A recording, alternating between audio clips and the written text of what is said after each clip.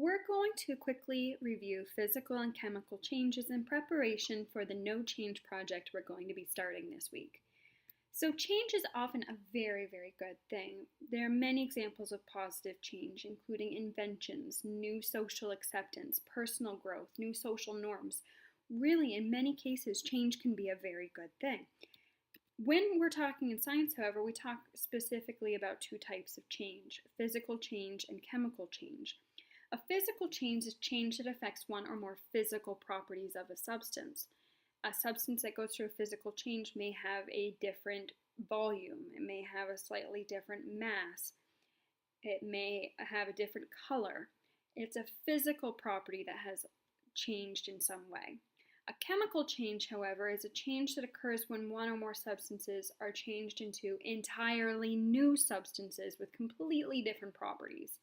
So, for example, mixing together flour and eggs and butter and sugar, each of those ingredients, they have their own physical properties. However, when we mix them together and bake them, they turn into a cake with entirely new properties. So physical change, there are many examples of physical change, and I've only provided a few here to get you thinking about physical change. Examples of physical change include breaking a piece of chalk, freezing water for ice cubes, cutting your hair, bending a paper clip, or even melting butter for popcorn.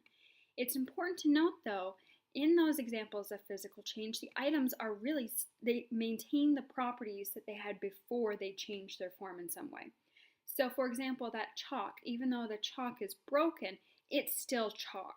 And the butter, even though the butter is melted and has changed form or changed state, it is still butter. So physical change, it's important to remember that the identity of the substance does not change, and it's often easy to undo. For example, this clay rhino. If I decided that I didn't like the current shape of the clay rhino, I could crumple it up and start again. But in all honesty, if I could sculpt like that, I wouldn't bother. Chemical changes, however, is the process in which a substance changes into an entirely new substance. So, as I said before, baking a cake, milk that's going sour, and even oxidization. I have included a picture here of the Statue of Liberty because she's a perfect example of oxidization. Oxidization is simply the reaction with oxygen in some way. So the Statue of Liberty is made out of a shiny orange-brown copper. Over time, however, this copper has reacted with carbon dioxide and water, and it's formed an entirely new substance called copper carbonate. And that is why our dear Statue of Liberty is very green. So there are oftentimes really good clues to whether chemical changes occur. There can be a color change, there can be fizzing or foaming, you can have the production of heat, or even the production of sound, light, or odor. In my opinion, I find fireworks far more pleasant than souring milk, but these are all really good examples or really good clues that a chemical change is occurring. Chemical changes really can't be undone through physical means.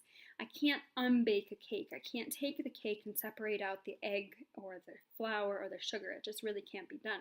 Some chemical changes, however, can be reversed by other chemical changes.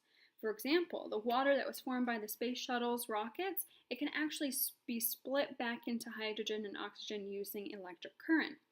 This, however, is really difficult and, as said earlier, can only be done by a chemical change. So for this project, you are going to find a way to slow the effects of a physical or chemical change.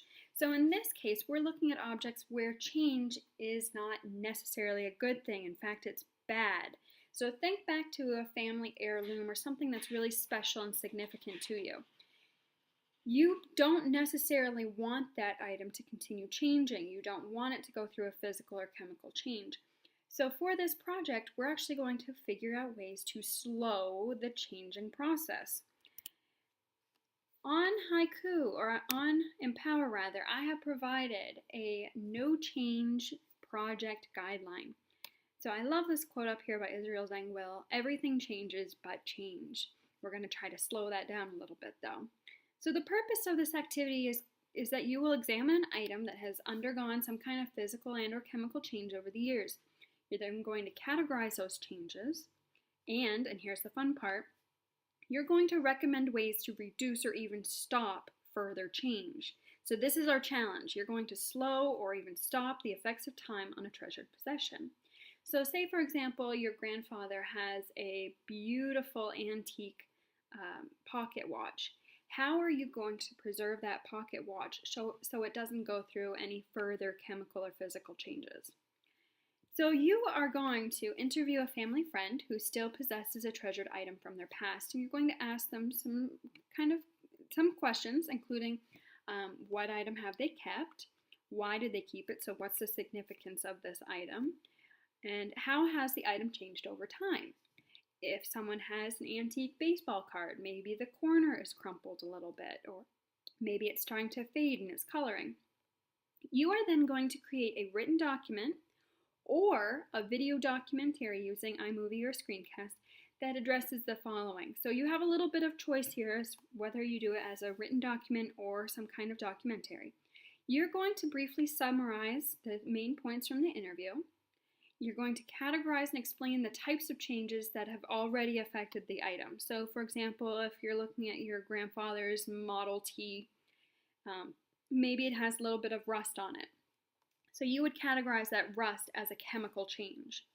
You are then going to recommend at least 2 ways to reduce or stop entirely the effects of physical and or chemical changes. So you're going to essentially help your friend slow the aging process. Now, I have provided a link here of preservation techniques that are used by museums. Don't feel that you need to use this necessarily. You are able to use whatever resources you find helpful. I just found it interesting, so I included it for you. You are also, in your final product, going to explain how your recommendations will stop or reduce future physical or chemical changes. Now, that is the actual product. Now, here's where it gets really fun. You are going to have an opportunity to share your findings and recommendations with your classmate and family friend. So if you've done a written document, however, and they may be a beautiful 3 paragraphs, your formal presentation can't just be a reading of this document. No matter how dramatic it is, or even if you use a James Earl Jones impersonation, you cannot just read us your presentation. Instead, you need to find another way to become engaging and incorporate some kind of digital media or some kind of supplement to just the text itself. And I have provided some examples in the learning scale below.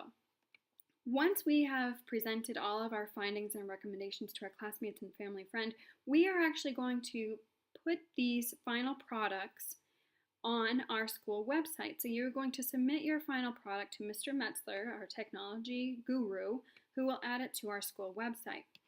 Now, here is a recommended time frame and opportunities for checking in with me and with your peers. So you are going to need to contact and conduct your interview fairly quickly, within 2 days or so. And I've broken down here who are you going to be collaborating with and what the purpose is of this activity. You will notice that there are multiple opportunities to meet with your assigned classmate and with me as your teacher. You will be meeting with me twice before you even present. And then, as you can see, I'm estimating at least 11 days before we're ready to submit our final products to the school website. I have also provided our learning scales here. Now, you will be assessed on 2 different standards. The first one is obviously a science standard. So can you compare and contrast physical and chemical changes, and can you, more importantly, categorize and explain those changes? Here's the deal. If you can recommend techniques to reduce physical and chemical changes, that's a 4 level. So hypothetically here, everyone should achieve a 4 on this particular standard. Now, the second standard is actually an ELA, or English Language Arts standard, and you are going to be using digital media in your presentation to enhance or to add interest to your findings, reasonings, and evidence.